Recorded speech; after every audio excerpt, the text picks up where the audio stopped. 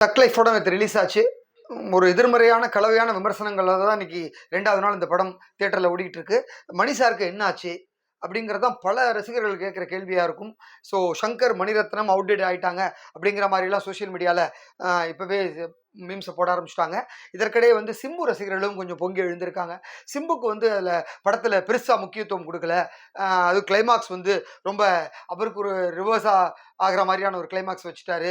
So Kamal வந்து கிட்டத்தட்ட பனி சறுக்குலேருந்து அடிச்சு சுட்டு கீழ போடுறாங்க, திருப்பி உயிரோட எழுந்து வராரு. ஆனா இவருக்கு ஒரு சின்ன புல்லட் பட்டவுடனே இறந்து போற மாரி காமிச்சிருக்காங்க. அந்த மாரி ஒரு கிளைமாக்ஸையாவது சேஞ்ச் பண்ணியிருக்கலாம். செகண்ட் ஹாஃப்ல வந்து அவர ஒரு ரங்கராய சக்தி வேலா காட்டணும் அப்படிங்கிறப்ப, அது இன்னும் கொஞ்சம் வெயிட்டா காமிச்சிருக்கலாம். அதெல்லாம் ஏன் பண்ணல? அப்படிங்கிற மாரி சிம்பு ரசிகர்களும் கேள்வி எழுப்ப ஆரம்பிச்சிருக்காங்க. ஸோ இந்த படம் வந்து நேத்து அவ்வளவு ஒரு எதிர்பார்ப்போட ரிலீஸ் ஆச்சு. ஆனா படத்த பார்த்த முதல் காட்சிக்கு அப்புறமே அப்படியே டாக் மாறி போயிடுச்சு. அதுவும் பர்ட்டிகுலரா செகண்ட் ஹாஃப் வந்து சுத்தமா படுத்துருச்சு. செகண்ட் ஹாஃப்ல ஏன் இப்படி ஒரு மோசமான ஸ்க்ரீன் பிளே குடுத்துருக்காரு மணிரத்னம் அப்படிங்கிற மாரி தான் எல்லாருமே பேசுறாங்க. ஸோ நம்மளும் படம் பார்க்குறப்ப நேத்து விமர்சனத்திலே சொல்லியிருந்தோம் அந்த விஷயத்த. ஸோ 2ஆம் பாதி இன்னும் கொஞ்சம் சுவாரஸ்யமா சேர்த்துருக்கலாமோன்ட்டு, ஏன் மணி சார் இப்படி ஒரு கோட்ட விட்டார் அப்படிங்கிற மாரி தான் எல்லாருமே கேட்குறாங்க. ஸோ இவங்க வந்து இன்னைக்கு இருக்கிற இளைஞர்களுக்கு, இன்னைக்கு இருக்கிற ரசிகர்களுக்கு ஏத்த மாரியான ட்ரெண்டான விஷயங்கள வைக்க முடியலையா? அப்படிங்கிற மாரி பேச ஆரம்பிச்சிருக்காங்க. 2 இயக்குனர்களும் மணிரத்னம் ஆகட்டும், ஷங்கர் ஆகட்டும், ஒரு காலத்துல வந்து தமிழ் சினிமாவை வந்து இவங்க தான் வந்து உலக சினிமா அளவுக்கு கொண்டு போய் சேர்த்தவங்க. அதுல எந்த மாற்று கருத்தும் இல்ல. ஆனால் இப்ப சமீபத்திய படங்கள் அவங்களுக்கு வந்து பெருசா போக மாட்டேங்குது அப்படிங்கிறது தான் எல்லாருடைய ரசிகர்களோட ஒரு கேள்வியா இருக்கு. அது குறிப்பா சங்கர் வந்து கமல் கூட்டணியில வந்த இந்தியன் 2 படம் மிகப்பெரிய ஃப்ளாப்ப சந்திச்சு, அது பெரிய வந்து ஒரு டிசாஸ்டர்னே சொல்லலாம். அந்த அளவுக்கு இருந்தது. அதனைத் தொடர்ந்து மணிரத்னத்தோட பேக் அண்ட் பேக் காம்பினேஷன் போட்டு ஒர்க் பண்ண தக் லைஃப் படம், அதுவும் வந்து பயங்கரமான இப்போ ஒரு இத சந்திச்சிருக்கு, தோல்விய சந்திச்சிருக்கு. நடுவுல வந்து வினோத்த வச்சு பண்றது தான் ஒரிஜினல் பிளானு. அந்த கதைய வந்து தாமதிச்சுட்டே இருந்ததுனால தான் அவர் டக்குன்னு விஜய் கிட்ட போயிருந்தாரு. ஒருவேளை அந்த படத்த பண்ணியிருந்தா வேற மாரி ரிசல்ட் வந்திருக்கும். இல்ல லோகேஷோட திருப்பி விக்ரம் 3 பண்ணியிருந்திருக்கலாம். அதுவும் பண்ணல.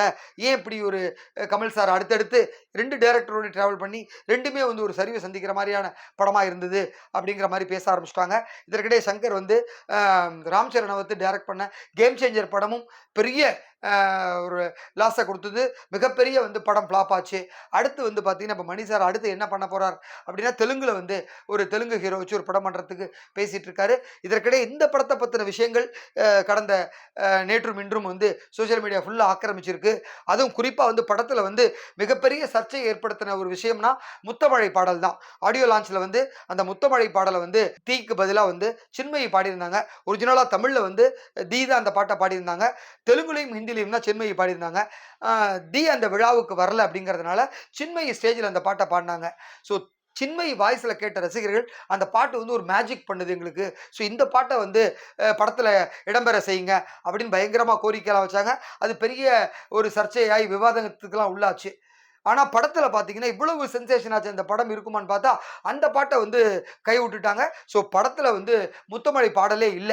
என்னடா இவ்வளவு சர்ச்சையாச்சு, அந்த பாடல் எப்படி இருக்கும் படத்துல விஷுவலோட பார்க்குறப்பன்னு எதிர்பார்த்தா, டோட்டலா டேமேஜ் பண்ணிட்டாங்க. பாட்டையே தூக்கிட்டாங்க படத்துலேருந்து.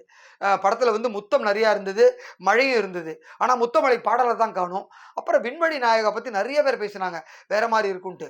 அது பார்த்தா கடைசியில டைட்டில் ஓடிட்டு இருக்குமே கிளைமாக்ஸ் முடிஞ்ச உடனே, படம் முடிஞ்ச உடனே, அப்போ ஒரு 4 லைன் வருது. ஸோ அதையும் சொதப்பிட்டாங்க.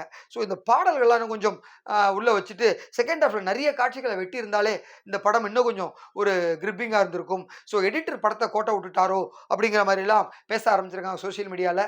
இருந்தாலும் கமல் படம் இவ்வளவு பெரிய ஸ்டார் காஸ்டோட இவ்வளவு பெரிய பட்ஜெட்ல உருவாகி இன்றைக்கு 2வது நாளே இவ்வளவு ஒரு மோசமான டாக் கிரியேட் ஆயிருக்கு இண்டஸ்ட்ரியில.